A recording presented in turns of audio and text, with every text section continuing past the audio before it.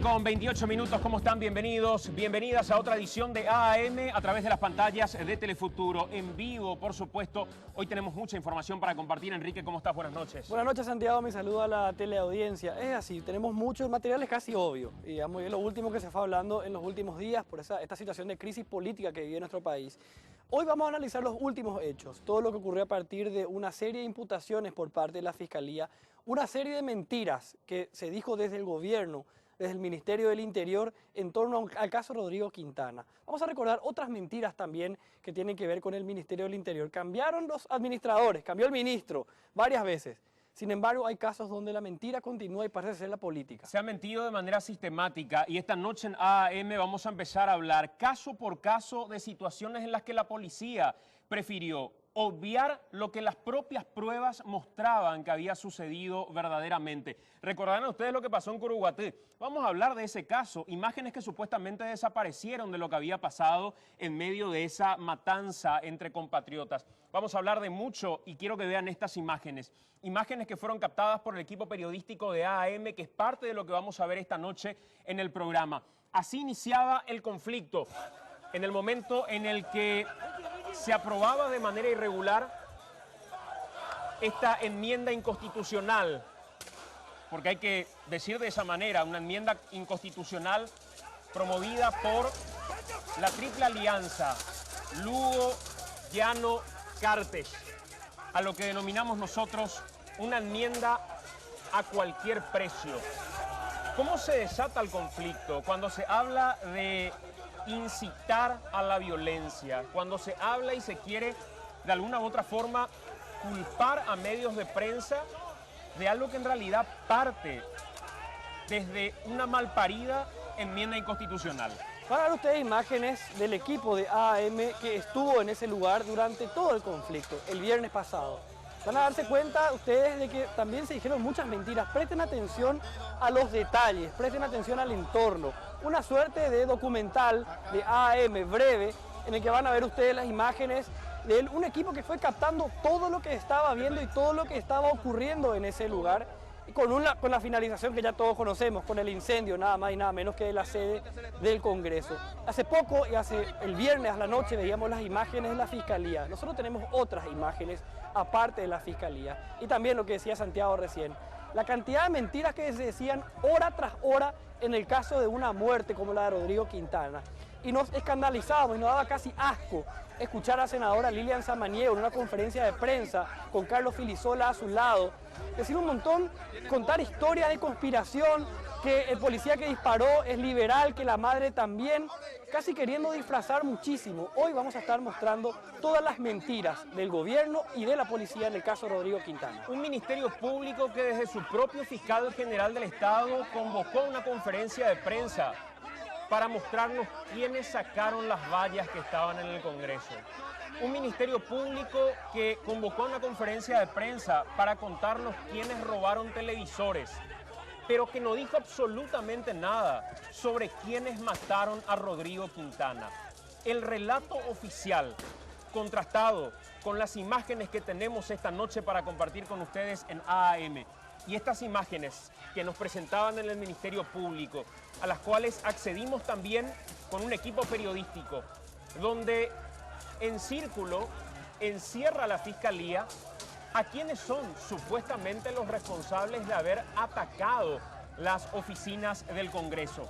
Vamos a mirar y desglosar cómo selecciona la Fiscalía a la gente que supuestamente participó de la quema del Congreso. ¿Hay algún elemento para sostener?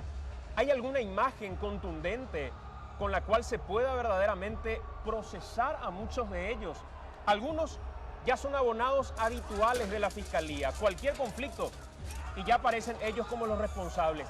Esta noche nos acompañan AM Paraguayo Cubas. Va a estar con nosotros hablando de esta nueva sospecha que la Fiscalía pone encima de él como supuestamente uno de los responsables de haber ingresado hasta el Congreso de la Nación para lo que fue la quema posteriormente de ese edificio. Esta noche también Nos acompaña el concejal de Asunción, Rodrigo Guglielmini, con quien vamos a hablar en la misma línea que con Juan Manuel del Puerto, 3 de las personas que aparecen en la lista del Ministerio Público como supuestas responsables de haber ingresado a llevar adelante los actos de violencia en el Congreso de la Nación. Y mano a mano va a compartir con nosotros para desglosar los puntos flacos de esta enmienda inconstitucional promovida por el cartismo, el doctor Eduardo Peta San Martín. Nos visita esta noche en los estudios de AAM y vamos a ver punto por punto lo que no tuvieron en cuenta los legisladores que fueron a atropellar el reglamento del Congreso. Había un montón de reuniones, ¿te acuerdas? Reuniones aquí, reuniones allá, nos decían no hay acuerdo en torno al proyecto. Después se apuraron, hicieron el golpe parlamentario que ya todos conocemos y sacaron un proyecto que si es que se llega a concretar finalmente el golpe, se llega a aprobar este proyecto, esta enmienda constitucional, ustedes no se hacen ni idea de la cantidad de conflictos que va a meter en nuestro propio ordenamiento jurídico. Dentro de nuestra Constitución Nacional hay puntos que se contraponen a partir de esta enmienda. Lo que tanto se estudió al sacar la Constitución Nacional, en este proyecto traído a los pelos y a los apurones, se va a generar un conflicto que ustedes no se hacen idea. Hoy vamos a estar desglosando y vamos a estar conociendo esos puntos, punto por punto, en este análisis. Hacemos una pausa. En breve estamos por Telefuturo, en vivo, donde hoy vamos a pretender, de alguna u otra forma, desglosar lo jurídico, desglosar lo que pasó verdaderamente en el Congreso de la Nación. Hacemos la pausa, venimos en 2 minutos.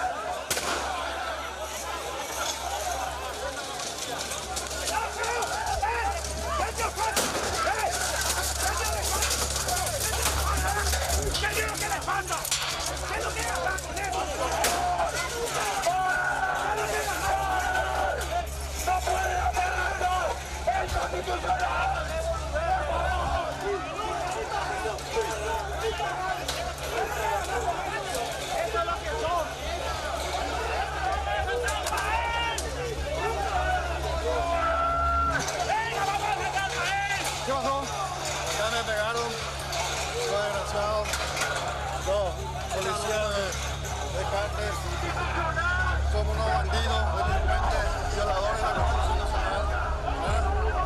Acá somos unos cobardes.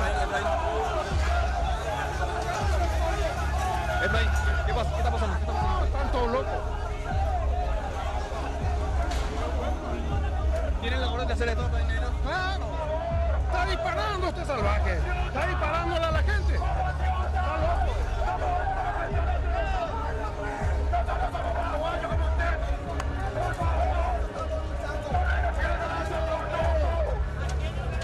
Comisario. ¿Por qué dispara, comisario? ¿Por qué dispara? ¿Tienen orden de hacer esto, comisario? ¿Por qué están disparando, comisario? ¿Y por qué están disparando? ¿Orden de qué, comandante, disparando? ¿Y por qué disparan? ¿Por qué están disparando? ¿Por qué están disparando? Si no hay orden, ¿por qué están disparando? No tiene orden. No tiene orden aquí. No tiene orden.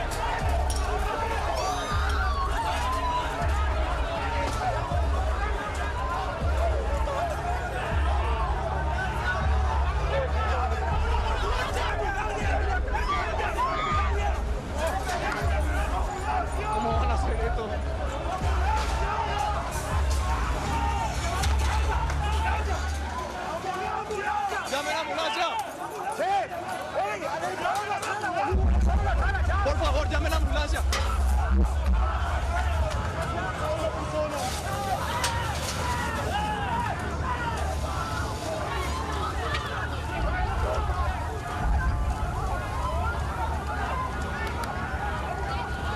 ¡Pare, por favor!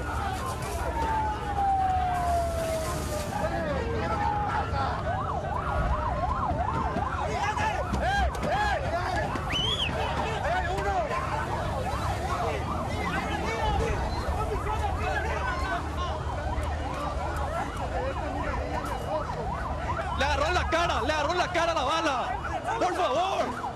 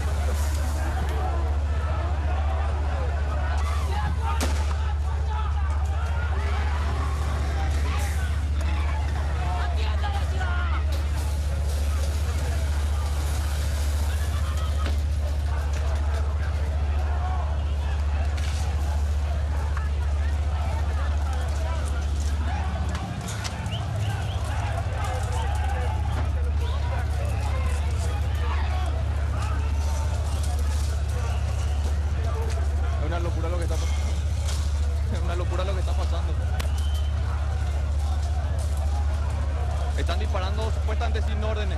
Eso no pueden hacer.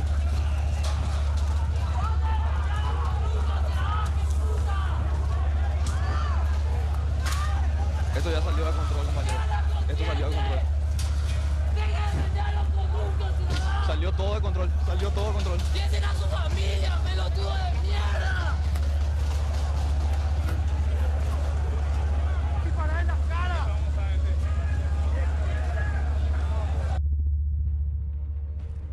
Estas imágenes lo habíamos compartido el domingo pasado porque en medio de todo lo que se grabó por parte del equipo periodístico que estuvo ahí, hay cosas que evidentemente no habíamos mirado con precisión, Enrique. Pero cuando en el transcurso de la semana veíamos que el discurso oficial pretendía instalar la idea que fueron legisladores, políticos, manifestantes, como ese señor que aparecía con la bandera y recibía un chorro de agua. Como periodistas que recibían y tenían cámaras y micrófonos plenamente identificados, igual se los reprimía. Estas son las primeras imágenes efectivamente grabadas por el equipo periodístico de AM. Nadie nos prestó estas imágenes. Nadie nos dio un video como para que nosotros vengamos hoy a decirles, nos contaron que esto fue lo que pasó. Esto grabó el propio equipo periodístico que después también tuvo que ser remitido a un centro asistencial debido a las heridas de balines de goma que había recibido en ese momento. 3 integrantes en total del equipo que no habían participado con nosotros del proceso del programa anterior, precisamente debido a que contaban con un reposo médico. Así es, y fíjense que hay un montón de cosas que pudimos ver en la semana al analizar las imágenes. Por un lado, lo primero que se había dicho es que la policía reaccionó a una agresión de la gente que fue avanzando, que rompieron la patrullera. La patrullera se rompió mucho después de que haya comenzado la represión policial. Ustedes veían cómo comenzó esa represión, a quienes apuntaban. Ustedes veían en qué momento el diputado Edgar Acosta recibía el balazo por la cara. Esa imagen sola sí mostramos la vez pasada porque ya habíamos visto y nos habíamos percatado de eso en particular. Fue cuando comenzó recién. No había ninguna patrullera rota hasta ese momento. Fue la policía la que comenzó a reprimir a todos los que estaban allí sin discriminar entre parlamentarios, entre manifestantes y entre periodistas. Vamos al segundo material que queremos compartir y después con detalles vamos a volver a ver todo lo que compartíamos hace instantes. Esto captaba el equipo periodístico de AM. ¿Cómo iniciaba el conflicto?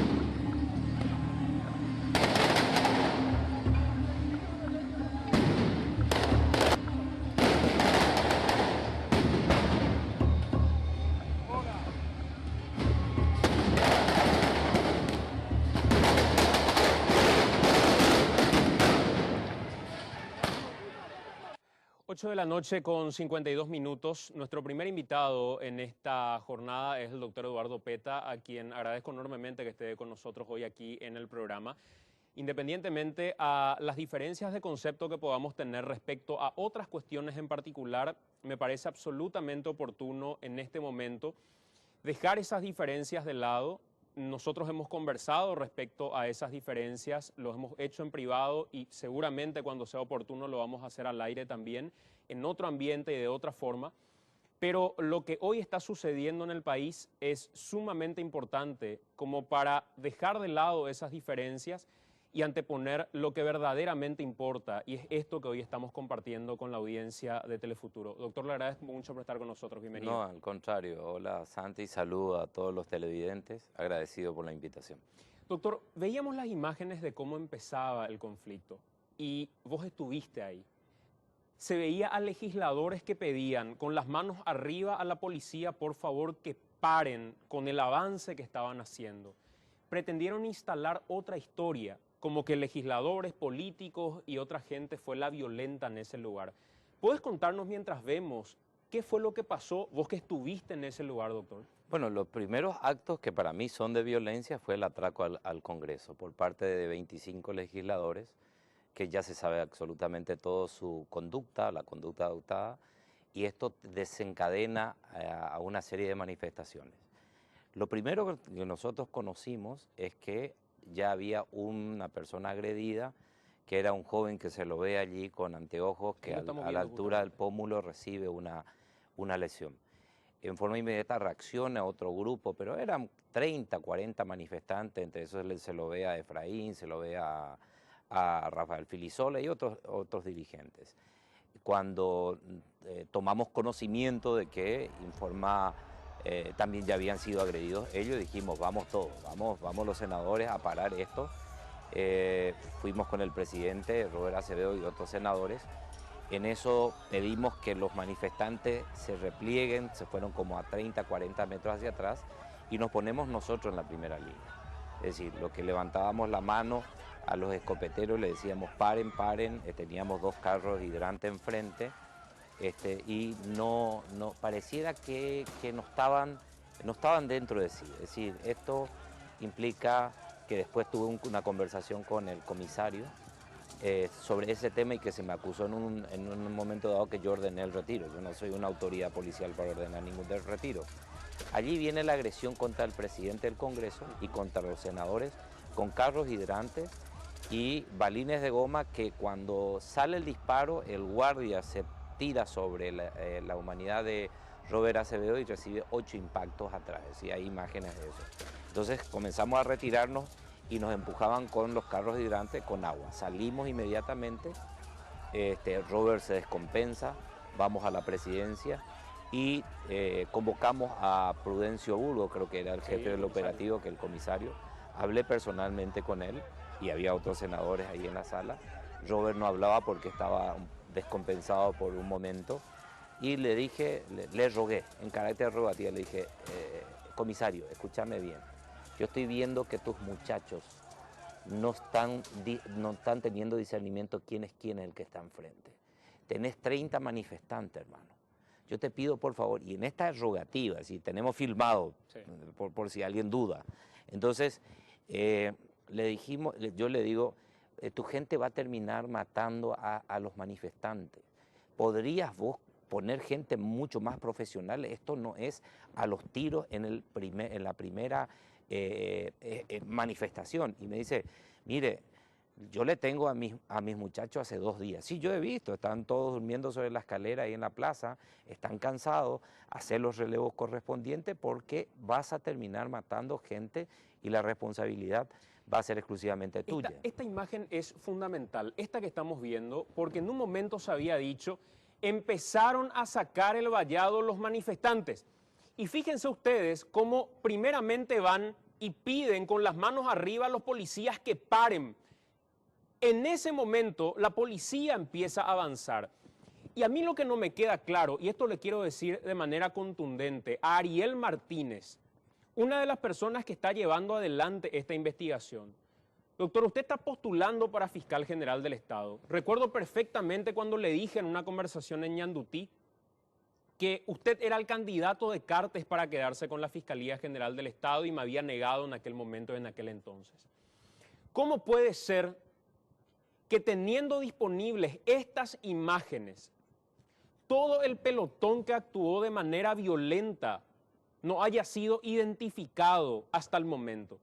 ¿Cómo puede ser que nos hayan convocado al Ministerio Público para decirnos, acá se lo ve a Paraguayo Cubas, acá se lo ve a Bullermini, acá se lo ve a Juan Manuel del Puerto y acá se ve a otra gente encerrando en círculo, poniendo sus números de cédula y no se haya utilizado estas imágenes para identificar quiénes fueron parte del pelotón que empezó a reprimir a los manifestantes o quiénes fueron parte del pelotón que integraba este hombre que entró disparando al directorio del Partido Liberal Radical Auténtico? ¿Cómo puede ser que a través de los medios de comunicación se haya mostrado aquí en Telefuturo que algunos comisarios pretendían rehuir de su responsabilidad diciendo yo no estuve en ese lugar y hayan quedado en evidencia por el reloj y el anillo que llevaban en ese momento?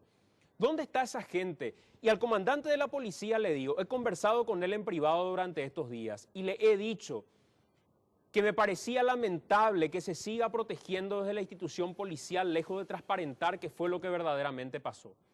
No puede ser que acá se siga apelando a que un medio de comunicación muestre las imágenes que tiene disponible como para partir de ahí decir, vamos a tratar de identificar a esta gente.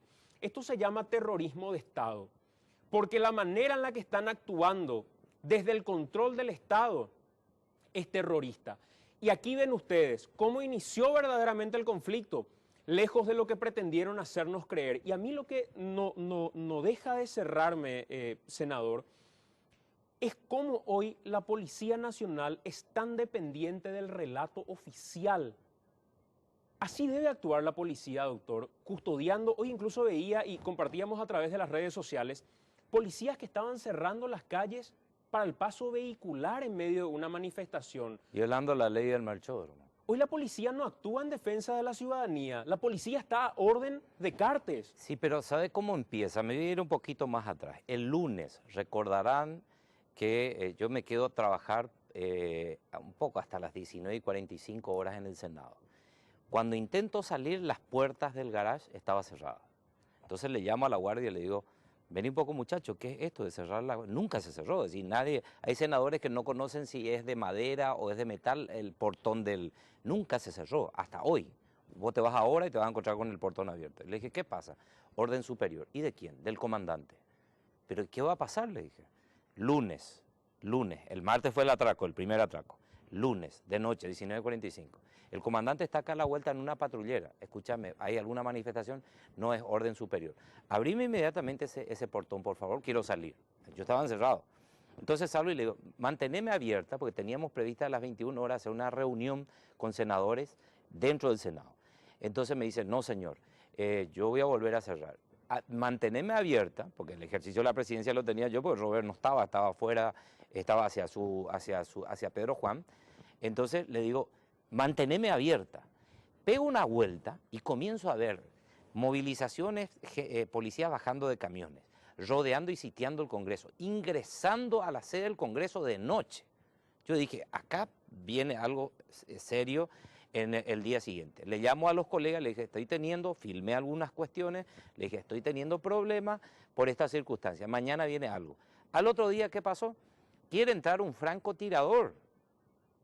Y hay fotografía de eso. En la mesa de entrada, con su bolso y su arma, se le impide su acceso. Robert le impide su acceso. Querían subir a la terraza del Congreso. Encontramos, como nunca, en cada piso, 6, 7 policías boina negra.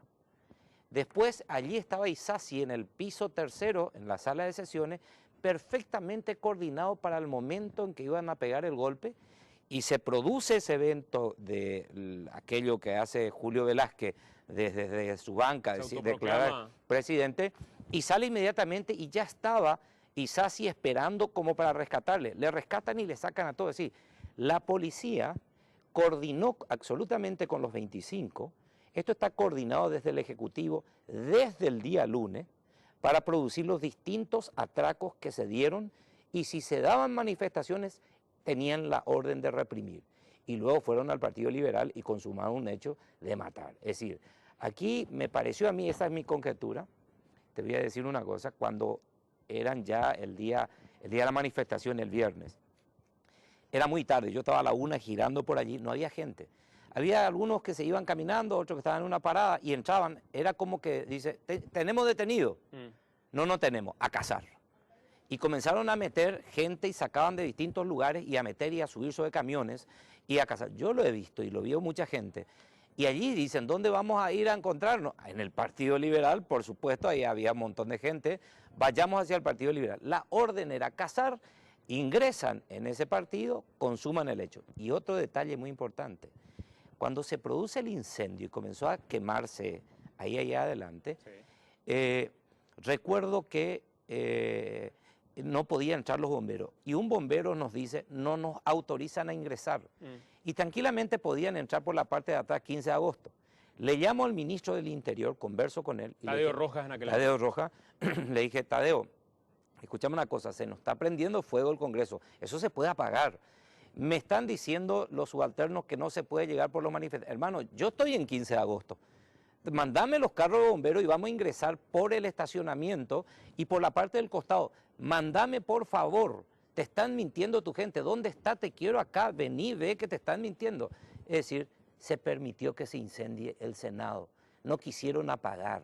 Permitieron que ingresen recién los bomberos después que hicimos esa intervención dura diciéndole que esto. Es decir, si se prendía, que se prenda, y los bomberos estaban todos los carros cerca. Y no permitían el acceso. Y no permitían, y le decían a los bomberos, no pueden porque hay manifestantes. Y era una falacia, una mentira, por el hecho que por 15 de agosto, por el Palacio de López podrían venir por 15 de agosto por la costanera y apagar el fuego. Senador, a la vuelta del material que queremos compartir ahora, me gustaría entrar al aspecto jurídico, de manera contundente y para que la gente pueda entender. ¿Por qué decimos que este proyecto que presentaron lo parieron tan mal o lo concibieron tan mal que finalmente ni siquiera se va a poder aplicar y tiene un conflicto de normas en la propia Constitución Nacional? Pero Enrique tiene un material para presentarnos en este momento. Enrique, vamos con vos. Gracias, señor. Y simplemente para sumar a lo que decían anteriormente, al policía que sí le disparó a Edgar Acosta ya se lo está procesando. ¿Qué pasó con todos los demás que también dispararon apuntando a la cara, a la cabeza de los manifestantes? Vamos a ver ahora el momento cumbre, digamos, de esta manifestación que se dio el viernes pasado y una imagen que recorrió el mundo. El momento en el que los manifestantes tomaron el Congreso y lo que mencionaba recién el senador, desde esta versión, la óptica de la cámara de AAM que estuvo en ese lugar, la toma del Congreso y el incendio.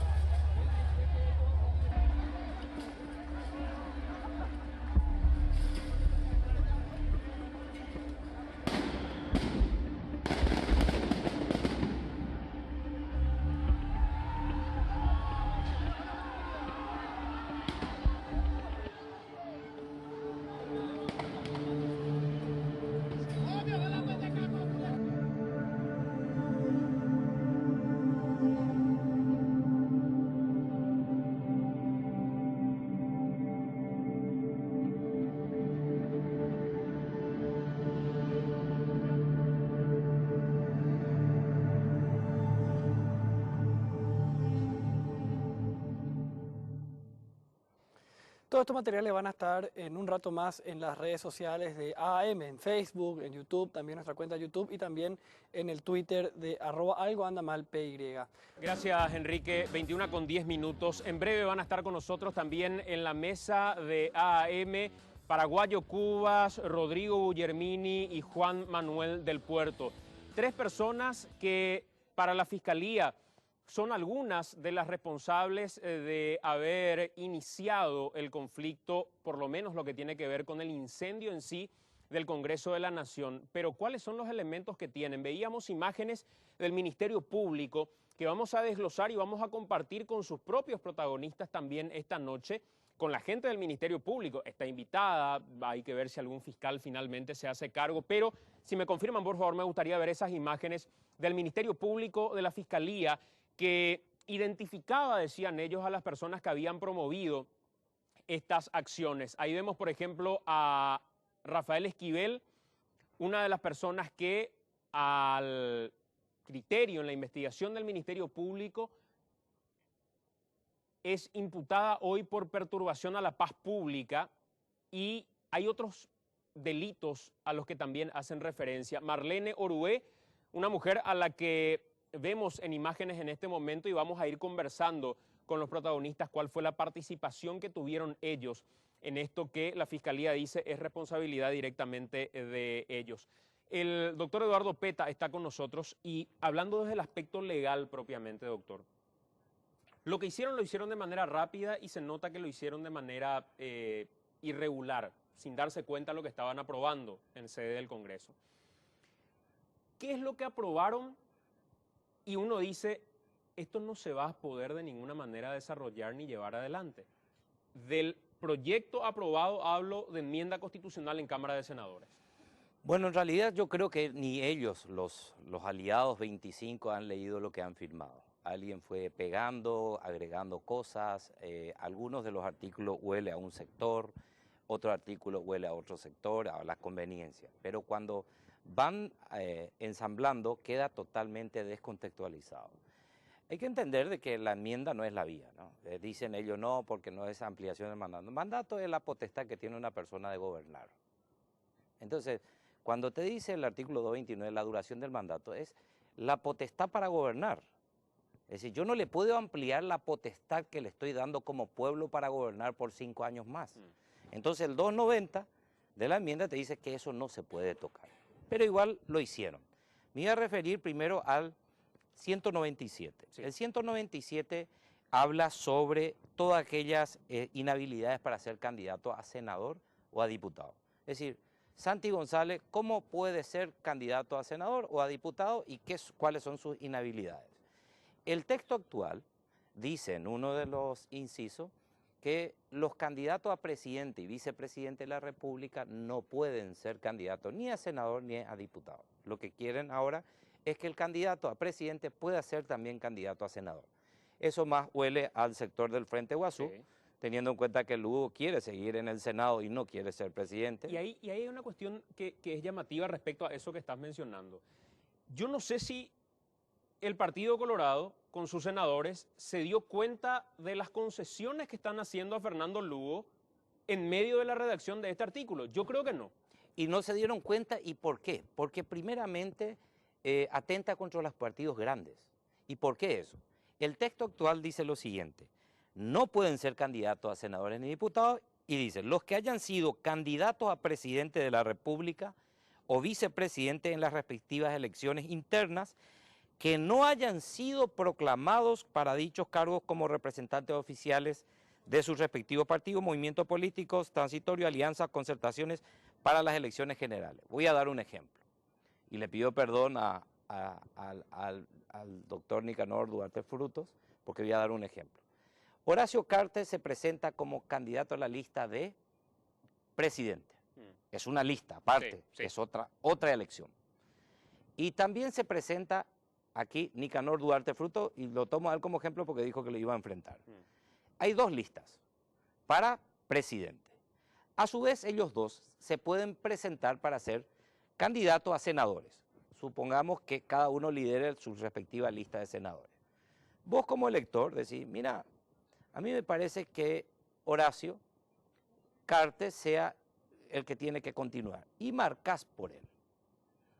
Pero en la lista de senadores decís, mira, me gusta cómo habla Nicanor, es un tipo muy interesante, tiene mucha experiencia y tiene detrás, en la lista Sábana Famosa, tiene un montón de gente muy preparada. Yo quiero cruzar mi voto. Claro, como presidente Cartes, como candidato a Y senador cruzo, Nicanor. como solemos hacer. Entonces vengo derecho del elector. Claro. Yo soy el sujeto activo, yo elector. El derecho al sufragio, 118 de la Constitución, me garantiza que me tener que poner la propuesta como... Claro. Entonces yo te pongo dos propuestas, dos elecciones diferentes. Entonces estoy cambiando el modo de elección también, que está prohibido por la enmienda. Entonces, pongo aquí, pongo por Horacio Cartes y aquí le marco a Nicanor. Con este texto, con este que te acabo de decir, te vuelvo a leer, los que hayan sido candidatos a presidente de la República, Nicanor, en las respectivas elecciones internas, que no hayan sido proclamados para dicho cargo, es decir, él no ganó, como representante no podrá ser candidato a senador. Es Y decir, mi voto como elector se anula. chao. Entonces estoy, primero, que la democracia es representativa en nuestro país. Ese artículo 2 que está consagrado, donde el pueblo ejerce el poder público a través del sufragio. Yo te doy el mandato, Santiago. Yo, pueblo, me voy, ejerzo ese poder público a través del sufragio. Es directo, es universal porque es mayor de 18 años, votan todos, pero directo y elijo. ¿Cuáles son las papeletas? Para este cargo, a Santi le pongo para este cargo. Es un derecho suyo. Yo no le puedo engañar al elector. Esto es el fraude a la Constitución, es la famosa teoría del fraude a la ley, en este caso a la Constitución, donde yo le estoy diciendo, ¿sabes qué? Lo que elegiste como senador, yo elimino porque hay un texto constitucional. Con esto, o está bien tramado por Horacio Cartes para eliminar a sus adversarios políticos, porque en algún momento dado dijo, voy a ganar por walkover. Entonces, va a quebrar las internas de los partidos tradicionales, nadie va a querer presentarse, pero para el Frente Guazú es lindo, porque va a haber una sola figura, Fernando Lugo, después va a ser candidato a senador acá, no va a ser el ganador aquí, y detrás todos sus acólitos prendidos para volver a hacer una reelección. Ese es el primer problema que tiene la Constitución, que van a tener con la Constitución Nacional. Y ahí quiero hacer un juego, una simulación con el doctor Peta. Vamos a suponer que finalmente Cámara de Diputados aprueba esto que en Cámara de Senadores se aprobó de manera irregular. Llega el día en que hay que poner en práctica lo que aprobaron. Y Horacio Cartes, nosotros estamos en la Cámara de Senadores del Congreso de la Nación, y Horacio Cartes nos envía su renuncia. Llega la renuncia de Horacio Cartes. Por medio de la presente, comunico, porque así dice el texto que aprobaron en senadores, Sí. comunico mi renuncia. No, pero ese es el 229. Sí. Pasemos después al 229. Estoy Ya. hablando del 197, inhabilidades para ser candidato. Ahí ya hay un primer impedimento. Vamos Claro. al 229. El 229 redactan de la siguiente manera. Sí. ¿Me permitís? Sí? Claro, adelante. Bueno, hoy te habla que él no puede ser reelecto en ningún caso. Y en la parte final hay algo interesante del texto 229, donde dice, quien haya ejercido la presidencia por más de 12 meses, es un cerrojo que pusieron los constituyentes, no podrá ser electo vicepresidente de la República. ¿Qué quisieron decir ahí? El texto actual. Y dijeron, bueno, mira, no hay reelección en ningún caso, que no vaya a venir un trasnochado a presentarse en el siguiente periodo Como vicepresidente. como vicepresidente y le hace renunciar a su presidente y ocupa un segundo periodo, segundo mandato sería la ampliación. Entonces estaríamos ampliando el mandato. Entonces le pusieron un cerrojo. El único en Paraguay que puede ser vicepresidente es Cubas, Grau, porque no llegó los 12 meses. Entonces eso dice el texto actual. El texto que ellos proponen, dicen palabra más, y leo, para que nadie diga que estamos inventando. El presidente de la República y el vicepresidente durarán 5 años improrrogables en el ejercicio de sus funciones a contar desde el 15 de agosto siguiente a las elecciones. El presidente de la República y el vicepresidente o quienes hayan ejercido dichos cargos podrán ser electos solo 2 veces, sea en forma consecutiva o alternada. Es decir, Santiago es presidente, Sí. le elegimos presidente, vas a ejercer un periodo y podés ganar las siguientes elecciones, o perder la siguiente y en la tercera oportunidad volver a hacer. pero hay contradicción otra vez. Y dicen, aquí le pusieron a Horacio Cartes una traba. Quien está en ejercicio del cargo de presidente de la República solo podrá ser electo nuevamente para el periodo siguiente. Es decir, Horacio Cartes se le computa más el otro si llega a ganar, pero al final sacan la negación no. Y te leo cómo quedó. Dice lo siguiente: quien haya ejercido la presidencia de la República por más de 12 meses, sacaron la negación no. La negación es no luego. Claro. Podrá ser electo vicepresidente únicamente por un periodo. Epa. Colisiona con esto que dice que solamente 2. Él se podrá presentar después otra tercera vez como vicepresidente de Juana Fara, por decirte, y cuando jura todo y para el desfile militar que se hace a la tarde, Juana Fara renuncia y él asume como candidato a presidente por su tercer periodo. Es decir, aunque parezca un absurdo, esta redacción le permite. esta redacción le permite. Y ahora vamos a tu pregunta, ¿cómo renuncia o no renuncia? Dice, quien está en ejercicio de cargo del presidente de la República solo podrá ser electo nuevamente por el periodo siguiente. Si hubiese presentado renuncia al mismo 6 meses antes de los comicios generales, y aquí está la clave, siendo suficiente para ser candidato, en tal caso, la comunicación de su renuncia a los demás poderes del Estado y al Tribunal Superior de Justicia Electoral en el plazo mencionado. ¿Qué es lo que te tengo que hacer? Yo agarro, soy Horacio Cartes hoy, Sí. te digo, con este texto ya, firmo, y Acá está mi renuncia. a vos, presidente del tribunal, y le notifico al resto. Pero el 202 de la Constitución Nacional, Y ahí yo Congreso le digo, el 202 que es atribución nuestra, 16. 16 que dice, Aceptar o rechazar la renuncia del presidente de la República y del vicepresidente. 2 cosas puedo hacer, aceptar o rechazar. ¿Qué es? ¿Cómo se llama el nombre del artículo? Atribuciones. ¿Del qué? Del Congreso. Muy bien. El 290, ¿qué dice? No se utilizará el procedimiento indicado de la enmienda, sino el de la reforma constituyente, para aquellas disposiciones que afecten el modo de elección. Afecta, por el 197 que acabo de leer. La composición, la duración de los mandatos, afecta. Las atribuciones de cualquiera de los poderes. Me está modificando las atribuciones del Congreso, donde con su mera renuncia ya es simplemente válido y ya se puede candidatar. ¿Y qué pasa si yo como Congreso logro, como bloque luguista, digamos, conseguir que PETA mañana diga, vamos a pasarle factura a Cartes? Ni siquiera pasarle factura, me corresponde, porque acá es una atribución que me da la Constitución Nacional. Y le digo a Cartes, señor, su renuncia yo no la acepto.